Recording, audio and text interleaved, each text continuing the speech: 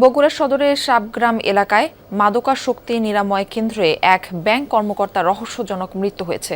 স্বজনদের অভিযোগ, নির্যাতনের কারণে মারা গেছেন সামিউল হাসান শুভ। মঙ্গলবার সন্ধ্যায় ব্যাংক কর্মকর্তা শুভ অসুস্থ হয়ে পড়লে তাকে হাসপাতালে ভর্তি করেন নিরাময় কেন্দ্রের লোকজন। পরে চিকিৎসকরা তাকে মৃত ঘোষণা করেন। গত 23 ফেব্রুয়ারি ওই নিরাময় কেন্দ্রে ভর্তি হন জনতা ব্যাংকের দুপচাচিয়া শাখার কর্মকর্তা শুভ।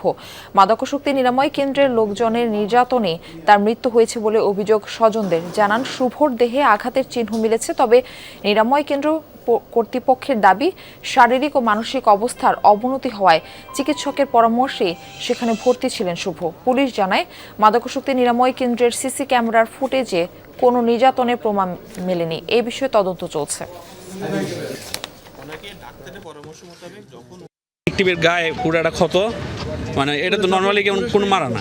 সকালে অল্প খেয়েছেন এবং সারাদিন আমরা সিসিটিভি ফুটেজে যেটি দেখলাম যে সে প্রায় সারাদিন বেডে ছিল। লম্বা সময় না খাওয়াতে সে শারীরিকভাবে তার প্রেশার কমে যায়। জখমের কোনো চিহ্ন আসলে প্রাথমিকভাবে আমরা সিসিটিভি ফুটেজে আমরা সেইভাবে দেখি নাই।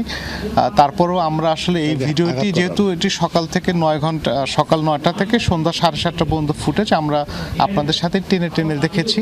আমরা এটি আরও বিশদভাবে আমরা দেখব।